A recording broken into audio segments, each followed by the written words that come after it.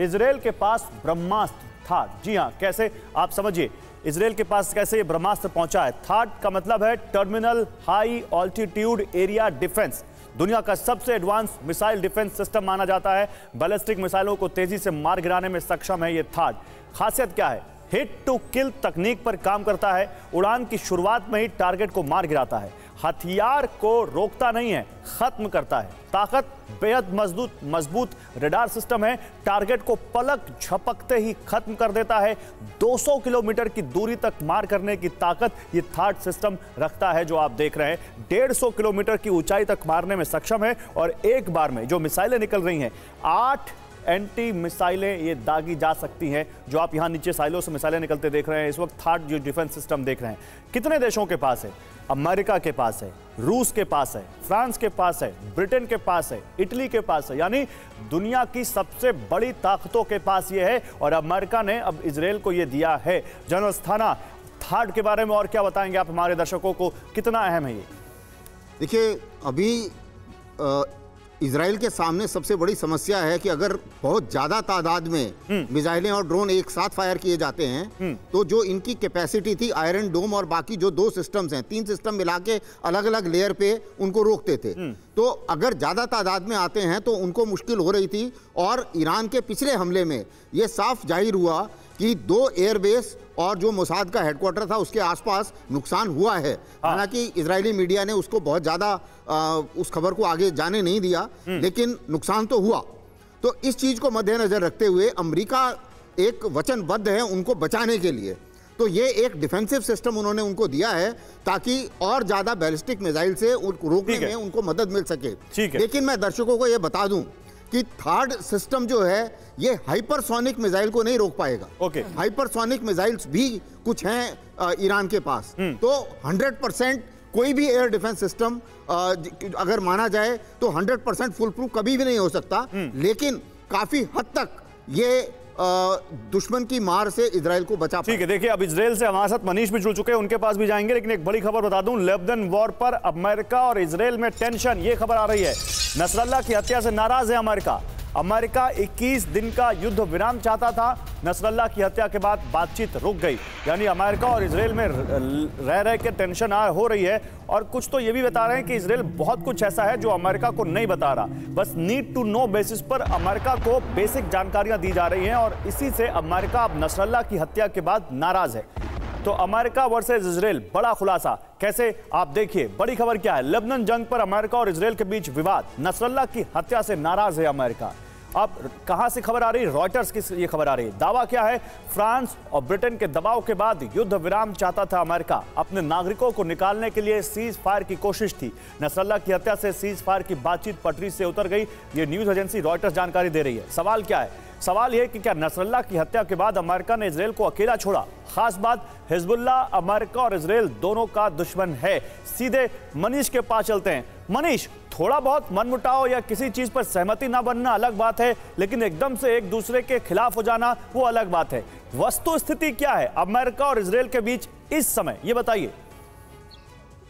देखिए, अमेरिका और इजराइल के संबंध को और बाइडेन एडमिनिस्ट्रेशन को अगर आप अलग करके देखें, क्योंकि बाइडेन एडमिनिस्ट्रेशन के लिए अभी प्रायोरिटी 5 नवंबर को होने वाला चुनाव है। वो सोचते हैं कि अगर इस फ्रंट पे ज्यादा वॉर हुआ तो उनकी फॉरेन पॉलिसी पर एक बड़ा सवाल उठेगा कि उनकी अभी कोई सुनने वाला नहीं है। इसलिए वो नेतन्याहू को कहता है कि भैया तू थम जा, 5 नवंबर तक थम जा। लेकिन नेतन्याहू को इनसे कोई मतलब नहीं है। उन्हें पता है कि बाइडेन जीते हारे, अगर ट्रंप आएंगे तो नेतन्याहू के लिए तो बल्ले बल्ले की स्थिति है। और अगर ट्रंप हार भी गए और कमला हैरिस आई तो भी कमला हैरिस तक को यह बयान देना पड़ा कि हम इजराइल के साथ खड़े हैं। कुल मिलाकर यह है कि नेतन्याहू का अपना एजेंडा है। नेतन्याहू अपने उस एजेंडे के तहत आगे बढ़ेंगे, जैसा कि वो गाजा में आगे बढ़े थे, जैसा कि वो लेबनान में आगे बढ़े हैं और जैसा कि वो ईरान में आगे बढ़ने वाले हैं। और ये बात अमेरिका को पता है। इसीलिए आप जब थाड मिसाइल सिस्टम की बात कर रहे हैं तो अमेरिका को यह पता है कि इजराइल हमला करेगा, ईरान की तरफ से पलटवार होगा।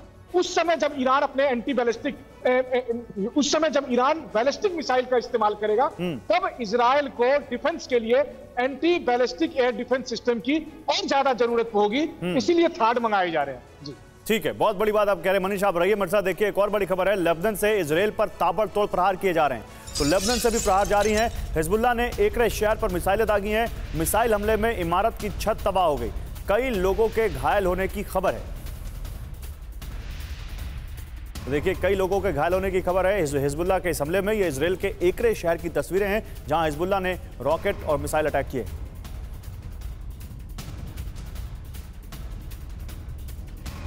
और इजराइल पर भीषण ड्रोन अटैक, ये जानकारी आ रही है। तेल अवीव के पास हिजबुल्लाह ने ड्रोन दागे हैं। आईडीएफ बेस को निशाना बनाने की कोशिश में है हिजबुल्लाह।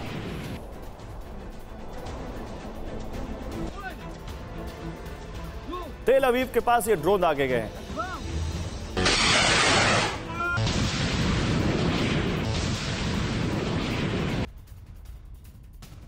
एवीएम ओपी तिवारी, हम दो खबरें तो दिखा रहे हैं कि किस तरह से हिजबुल्लाह लगातार हमले कर रहा है और हमले से नुकसान भी हो रहा है, लेकिन आपको लगता है कि जिस तरह से अब एक लंबा वक्त गया है हमास के उस अटैक के बाद और हिजबुल्लाह से लगातार इजराइल है उस कॉन्फ्लिक्ट में, लगातार हिजबुल्लाह की तरफ से रॉकेट आ रहे हैं, तो ये ड्रोन अटैक, ये रॉकेट अटैक इजराइल के लिए कोई बड़ा मैटर ऑफ कंसर्न है या ये उनको मालूम है कि इससे कैसे निपटना है? गौरव, ये जो ड्रोन अटैक है हिजबुल्लाह की कमर तोड़ने में काफ़ी तरह से ये करीब करीब इजराइल सक्सेसफुल हो रहा है। हाँ। और मेनली ये जो मोमेंटम है, जो मोमेंटम गेन किया है, उस मोमेंटम को रोकना कभी नहीं चाहेगा यूएसए, भले ही कुछ भी कहता रहे। ये नेतन्याहू कंटिन्यू करेंगे because momentum is lost, it will get into back foot.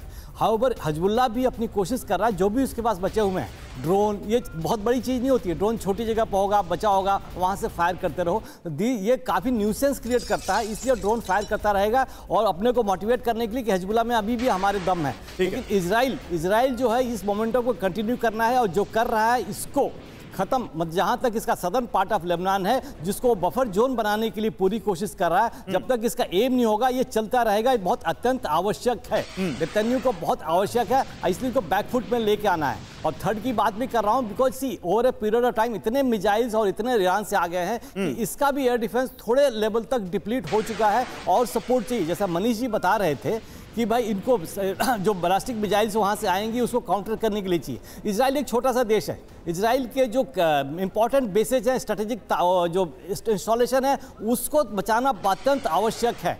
इसमें थर्ड की आवश्यक जरूरत पड़ेगी ताकि किसी भी हालत में कितने भी नंबर्स में आए ताकि उनको रोका जा सके। ठीक बात है। ये हमने प्रीवियसली देखा है कि ईरान जो सप्लाई करता है, ईरान जो अटैक करता है वो नंबर के साथ अटैक करता है, 200-250 एक साथ आते हैं। अब इसमें कई ड्रोन भी हैं, उनमें जो उतना दम नहीं है, डिस्ट्रॉय नहीं कर सकते बट न्यूसेंस जरूर क्रिएट कर सकते हैं। अब इनको डिस्ट्रॉय करने के लिए एयर डिफेंस एक बहुत महंगा सिस्टम होता है, वो इनको ड्रोन को डिस्ट्रॉय करने के लिए इसको यूज किया जाए कि नहीं किया जाए, तो ये इसको बड़े तगड़े तरीके से, बहुत स्ट्रैटेजिक तरीके से सोच के ये वॉर लड़ी जाएगी विद एयर डिफेंस से, बिकॉज ये एक नया डायमेंशन शुरू हो गया है। ड्रोन की वजह से एक नया डायमेंशन शुरू हो गया। इजराइल को अपनी सर्वाइवल के लिए इसको पूरी कोशिश करनी है। और ये जहां तक लेबनान में है इट इज मोर रूथलेस, वहां पे इसके हॉस्टेजेस नहीं है जहां इसको डर लग रहा है। ये वार्निंग दे रहा है लोगों को कि आप हटिए, हम बम्बार्डिंग करेंगे, जबकि ये स्थिति गाजा में नहीं थी। गाजा में उनके पास हॉस्टेजेस थे तो इजराइल वाज केयरफुल। हॉस्टेज इनके अपने नहीं थे, दूसरे देश के भी थे। ये लेबनान में और ये हिजबुल्लाह के खिलाफ ये मोर रूथलेस होगा। और ये मेरे ख्याल से जब तक इनका जो एम है एक बफर जोन जो स्टैब्लिश करने में जब तक नहीं होगा तब तक चलता रहेगा।